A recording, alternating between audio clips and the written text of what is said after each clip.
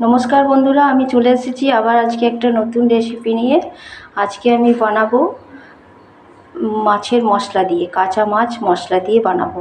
তার জন্য আমি এখানে মশলা নিয়ে নিয়েছি, কালো জিরে, জিরে, রসুন, আদা। আমি এগুলো ভালো করে বেটে নেবো। এই যে আমার মশলাটা বাটা হয়ে গেল। এবারে আমি মাছের মধ্যে নুন হলুদ মাখিয়ে নেবো। মাছে হলুদ দিয়ে দিয়েছি, এবারে নুনটা দিয়ে দেবো। নুনটা আমি ভালো করে মাখিয়ে নেবো। এবারে আমি যেটা করব, এটা হচ্ছে আলুগুলো আমি কড়াইয়ে দিয়ে দেবো।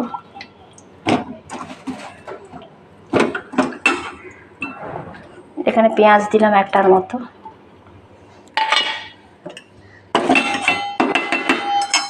এখানে ফেটানো টক দই, নুন, হলুদ, চিনি, ধনে গুঁড়ো সব আমি দিয়ে দিলাম।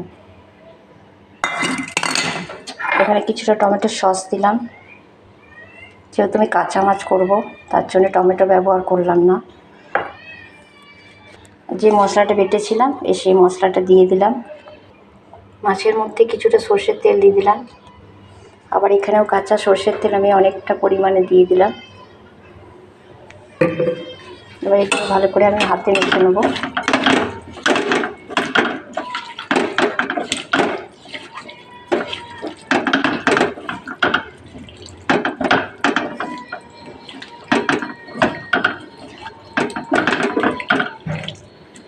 ভালো করে মেখে নিয়েছি।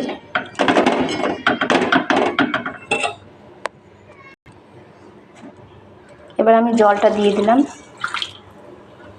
আমি মাছটা একটু পরে দেবো, কারণ আলুগুলো কিছুটা সেদ্ধ হয়ে আসুক, তারপরে আমি মাছটা দেবো। এবার আমি গ্যাসটা জ্বালিয়ে দিলাম। এবার আমি ঢাকা দিয়ে দেবো। এটা কিছুক্ষণ হওয়ার পরে আমি মাছগুলো দেবো, নাহলে মাছগুলো ভেঙে যাবে আর সেদ্ধটাও বেশি হয়ে যাবে। এবার আমি ঢাকা দিয়ে দিই। আমি ঢাকা দিয়ে দিলাম, হোক।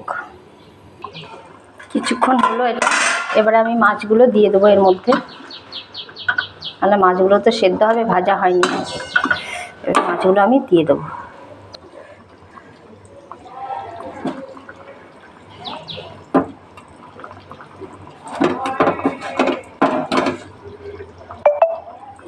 মাছগুলো দিয়ে এবার আমি ঢাকা দিয়ে দেবো।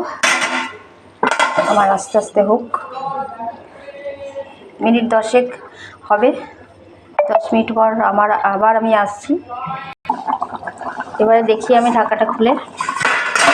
এই যে আমার মাছটা হয়ে গেছে, আলুটা সেদ্ধ হয়ে গেছে। ঝোলটা আর একটু মরে যাক, আমি নামিয়ে নিচ্ছি।